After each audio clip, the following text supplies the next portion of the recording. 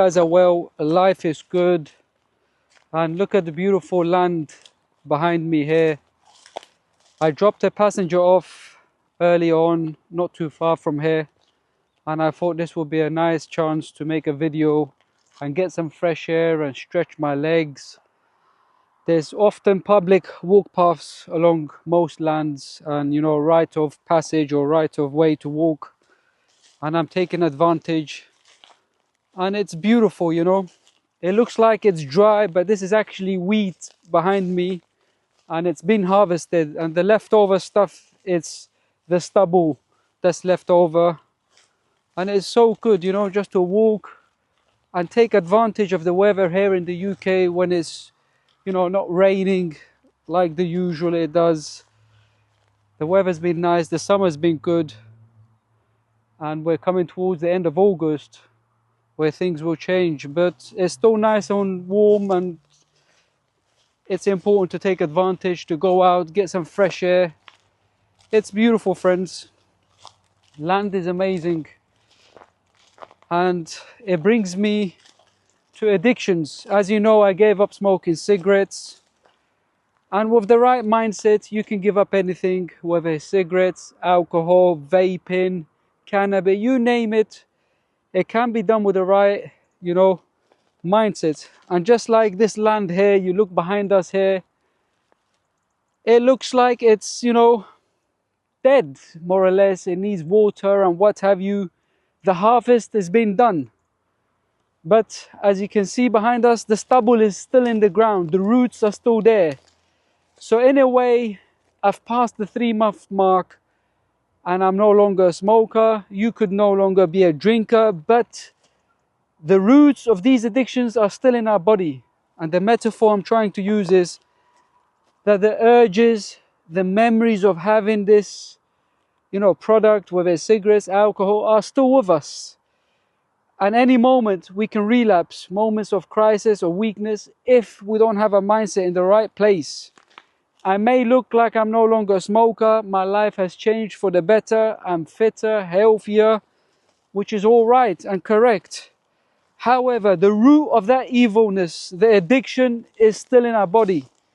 And it takes time and patience for it to go naturally and dissipate, so you no longer associate with it, and any associations that come to mind are a far distance in terms of galaxies, stars. And that's how it will work.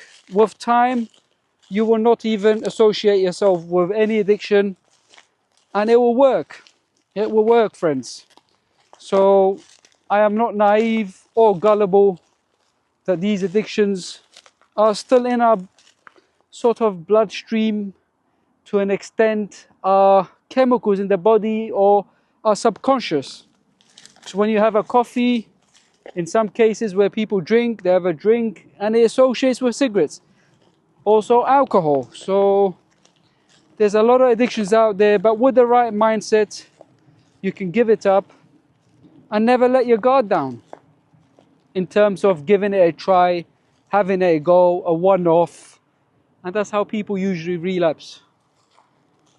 This is beautiful, guys. Listen, walking is one of the best things you can do for yourself, for your health, especially if you're stressed out. It's wonderful. It does wonders for your body, and it's not too, taxing on your body. It's easy, gentle. It works your cardio slowly and your legs and your muscles, and you're getting fresh air at the end of it. It's Saturday here in South Yorkshire, and it's been quite busy today on Uber, so I have taken advantage. And it's important to hit your target, but also not to forget to take regular breaks in whatever you're doing in your life. Get active. You often come across these office workers.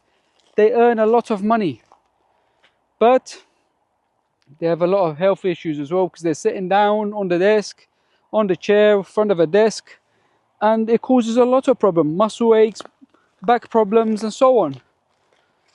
Sometimes we look down on people who do hands-on remedial jobs like cleaning, gardening, driving, that involves a bit of physical labor once you get to the destination. As low pay as it is, these stuff are often good for us because it keeps your body moving, your muscles moving. And it's good, you know, your body is designed to be active.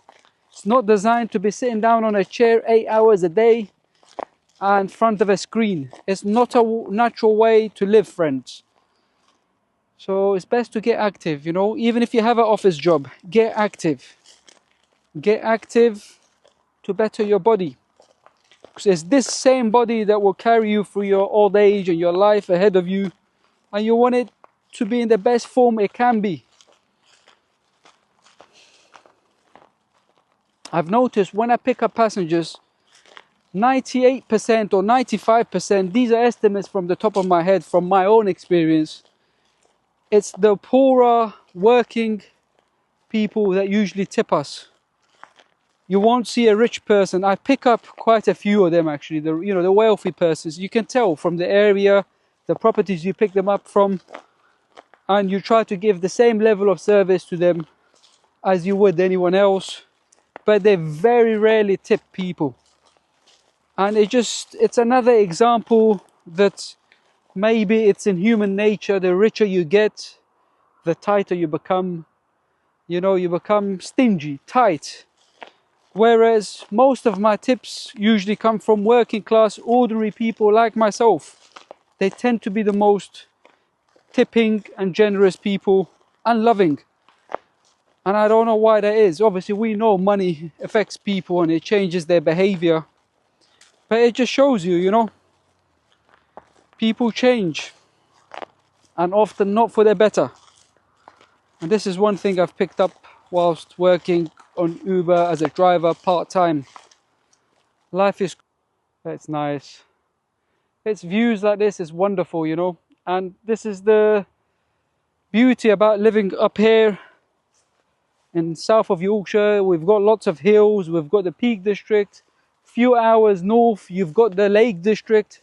So life is good, friends. Life is good when you can get out and about and look after your health.